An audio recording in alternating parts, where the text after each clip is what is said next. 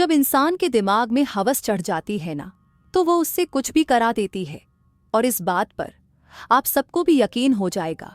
यह वाला केस सुनने के बाद हम सब बचपन से ही एक जगह जाने से घबराते हैं। चाहे कोई कितना भी अमीर हो, गरीब हो, बहादुर हो, कायर हो, कैसा भी हो, एक जगह है जहां कोई नहीं जाना चाहता, और वह है कब्रिस्तान। बट आज के केस में जो क्राइम हुआ है वह और कहीं नहीं बल्कि कब्रिस्तान में ही हुआ है। ये केस है पाकिस्तान का, और ये केस इतना ज्यादा डिस्टर्बिंग है। जब मैं इस पे रिसर्च कर रहा था तो हर मेरे दिमाग में बस एक ही चीज आ रही थी कि इस दुनिया में लड़कियां ना तो जिंदा सेफ है और ना मरने के बाद। खैर, बिना टाइम वेस्ट करे हम आज की वीडियो स्टार्ट करते। संगीत है 1990 के टाइम की बात है। पाकिस्तान के एक छोटे से गांव सरगोदा। इस गांव पे ज्यादा सुविधाएं नहीं है, ज्यादा काम करने के लिए अपॉर्चुनिटी नहीं है, जिसकी वजह से लोग अक्सर इस गांव से बाहर आ जाते हैं काम करने के लिए, ताकि वो अपनी फैमिली के लिए 2 वक्त की रोटी का इंतजाम कर सके। कुछ इसी मकसद से मोहम्मद रियाज नाम का एक जवान लड़का सरगोधा से निकलकर कराची के पास एक शहर में लिकाबाद में आ जाता है, सिर्फ काम की तलाश में। तो थोड़े दिनों तक यहाँ वहाँ तलाश करने के बाद फाइनली उसे एक जॉब मिल जाती है, जिसमें उसे कब्रिस्तान में पानी डालना होता था। और जो बूढ़े लोग ये सब होते हैं जो आस पास के थे, उनकी देखभाल करनी होती थी। और यहाँ उसकी दोस्ती होती है वजीरा नाम के आदमी से। समय के साथ साथ इनकी दोस्ती और गहरी होती जाती है। एक दिन रियाज वजीरा को एक कब्र में जाते हुए देखता है। रात का समय था, रियाज अपना काम कर रहा था और वो देखता है कि जो वजीरा है वो किसी कब्र के अंदर जा रहा है, और फिर थोड़ी देर बाद वह बाहर आ जाता है। रियाज को समझ नहीं आता कि वजीरा आखिर कर क्या रहा है। ये वेल हर रात को अब रियाज नोटिस करने लगता है कि वजीरा हर रात को कब्र के अंदर जाता था और फिर थोड़ी देर बाद बाहर आ जाता था। अब रियाज के दिमाग में कुछ सवाल घूम रहे होते हैं कि वजीरा हमेशा अंधेरा होते ही कब्रों के अंदर क्यों जाता है, आखिर मामला क्या है।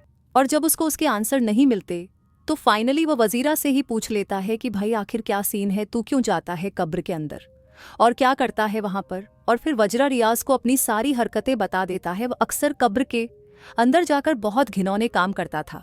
दरअसल वजीरा सूरज डूबने के बाद जो भी बॉडी कब्रिस्तान में लाई जाती थी उस परे नजर रखता था, और जब घर वाले उस बॉडी को दफनाकर वहां से चले जाते थे तो वजीरा चेक करता था कि क्या ये किसी मेल की बॉडी है या किसी फीमेल की। अब आप सबको लग रहा होगा कि आखिर चेक कैसे करता था, क्योंकि जो भी बॉडी हो तो कब्र के अंदर है, तो उसे कैसे पता चलेगा ये मेल की है या फीमेल की है। तो दरअसल पाकिस्तान में एक नियम है कि फीमेल की बॉडीज के कब्र को एक चादर से ढक दिया जाता है, जिससे कोई भी अंदर ना देख पाए। और इसी बात को गौर से देखता था वजरा, ताकि उसे पता चल सके कि ये मेल की है या फीमेल की बॉडी। और जब घर वाले दफनाने के बाद सब वहां से चले जाते थे, कब्रिस्तान में कोई भी नहीं होता था, तो मौका देखकर वजीरा जाता था और जहां पर वह कब्र पूरी दफना होती थी उधर की मिट्टी निकालता था, कब्र खोलता था और कब्र के अंदर थोड़ी सी जगह बनाता था। एक्चुअली कब्र में थोड़े ईंट वटे रख दी जाती है ताकि जो मिट्टी है वो नीचे तक ना आ सके। ईंटों से पूरा ढक दिया जाता है, तो थोड़ी बहुत ईंट हटाता था, मतलब इतनी हटा देगा कि वो आराम से अंदर जा सके। और फिर उसके बाद वो चीज़ें करता था जो किसी ने शायद सपने में भी ना सोची हो। वो लड़कियों की बॉडीज़ के साथ गलत काम करने लग जाता था, और अगर अच्छे से कहूँ तो लड़कियों की डेड बॉडीज़ के साथ।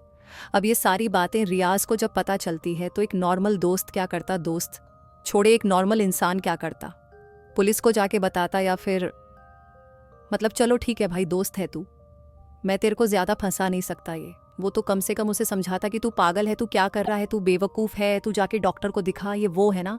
बट रियाज ऐसा कुछ नहीं करता है। इनफैक्ट रियाज खुद वजीरा को, ये पूरा जो वजीरा काम करता था, ये जो गंदी हरकतें हो रही थी उसका पार्ट बन जाता है। रियाज और वजीरा अब एक ग्रुप की तरह काम करने लग जाते हैं और ये चीज़ें सेम करते रहते हैं। अब कुछ दिन बाद क्या होता है, जो वजीरा होता था वो बहुत ज़्यादा ड्रग्स ये सब यूज़ करता था, और एक बार वो ओवरडोज ले लेता है, और उस ओवरडोज की वजह से वजीरा की एकदम से मौत हो जाती है। अब रियाज एकदम अकेला पड़ चुका है, उसका साथी जा चुका है, उसका दोस्त जा चुका है, बट उसके जो मकसद था, वो जो गंदी हरकतें थी वह नहीं जाती। वह अब अकेले ही वह सब चीज़ें करने लग जाता है, और ये सारी चीज़ें कई सालों तक रियाज करता रहता है। मगर एक बार की बात है जब रियाज यही सब कर रहा था, बट वो कुछ ऐसा देख लेता है उसको को कुछ ऐसा देखने को मिल जाता है कि रियाज की तो मानो वहीं पर सांसें रुक चुकी थी। साल था 2000।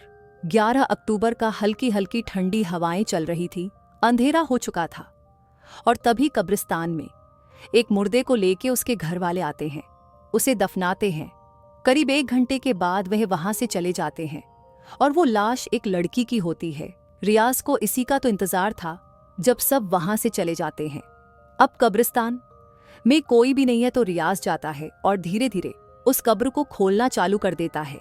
कब्र के अंदर जाते ही उसने अपनी घिनौनी हरकतें शुरू कर दी।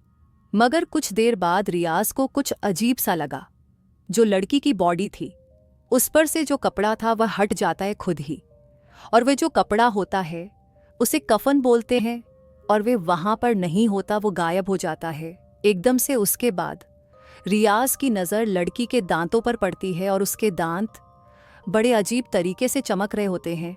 और फिर जब एकदम से रियाज उस लड़की के एकदम फेस पे गौर फरमाता है तो देखता है कि 000527 लड़की की जो आंख है वह भी खुली हुई है और वो भी बड़ी अजीब तरीके से चमक रही है, जिसे देखते ही रियाज एकदम से बहुत ज़्यादा डर जाता है। उसे लगता है कि ये लड़की शायद अभी भी जिंदा है या फिर मानो वो मुर्दा थी लेकिन जाग चुकी है, ये कोई चुड़ैल है, भूत है, उसे जो भी लगता है। बट उसे वहाँ पे बहुत ज़्यादा डर लग जाता है और वो वहाँ से कैसे तो करके भागता है। अब वो भागकर थोड़ा सा आगे जाता है, वहाँ पे उसे लोग मिल जाते हैं और वो लोगों को समझाता है कि वहाँ पे वो लड़की मरी हुई थी लेकिन अब वो जिंदा है, वो उसकी आंखें खुली हुई है, वो भूत है, वो बहुत डरा हुआ है। रियाज सब लोग उसे पहले तो शांत करते कि भाई शन लो भाई, कोई बात नहीं, आप पानी पियो, ये सब। और फिर वो सारे लोग बोलते हैं हम एक बार देखते हैं। वो जब अंदर आके देखते हैं कब्रिस्तान में तो वो देखते हैं जो कब्र है वो खुली हुई है, मिट्टी सारी हटी पड़ी है, ईंट जो रखी हुई थी वो तो उन्हें लगता है कि ऐसा कैसे हो सकता है, कोई ये कब्र की यह हालत कैसे है। और यही सोचते सोचते वो रियाज को देखते हैं तो कहीं ना कहीं उनके दिमाग में एक चीज़ आ जाती है कि हो ना हो ये सारी जो हरकतें हैं ये रियाज ने ही करी है, उसी ने कब्र खोली है, उसी ने जगह बनाई है। और जो लड़की की हालत होती है, जो लड़की की हालत जब वो देखते हैं तो उन्हें समझ आ जाता है कि रियाज आखिर कर क्या रहा था। और जैसे ही इन सब लोगों को ये रियल लाइफ नंबर्स में ज़्यादा होते हैं और सब उसे इतना मारते हैं कि वो लिटरली अधमरा हो जाता है। और जब उसकी हालत इतनी बुरी हो जाती है कि वह हिल भी ना सके, बोल भी ना सके, तब जाके वो पुलिस को बुलाते हैं।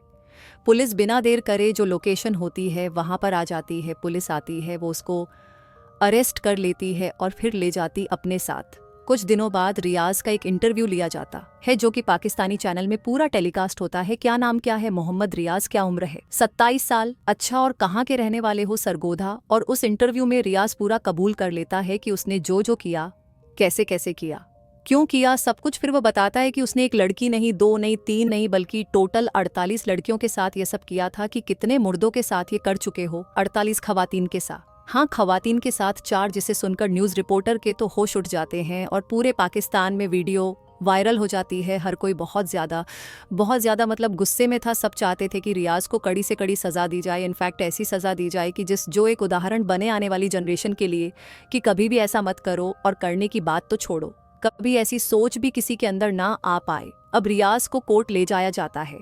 पूरे पाकिस्तान की नज़र इस फैसले पे गड़ी होती है कि आखिर उसे क्या सज़ा मिलेगी, और कोर्ट रियाज को फांसी की सज़ा सुना देता है।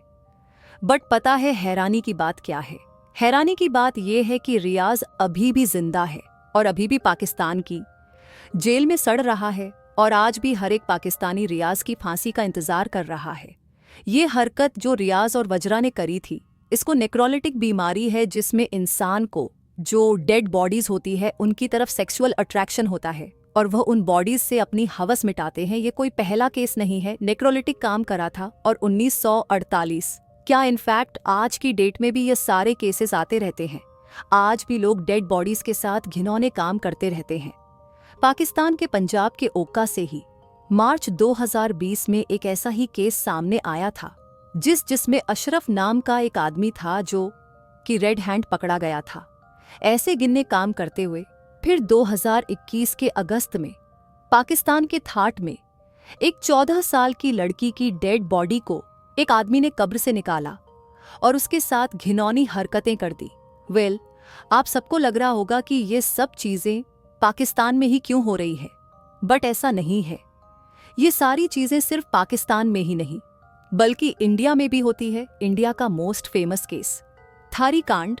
इस केस को इंडिया के क्रिमिनल हिस्ट्री का one of the most brutal case माना जाता है। जब मुझे इसके बारे में पता चला तो मैं ये सोचने में मजबूर हो गया कि हमारे आसपास क्या सही में इंसान ही रहते हैं, या इंसान की शक्ल में दरिंदे जिन्हें हम गलती से इंसान समझ लेते हैं।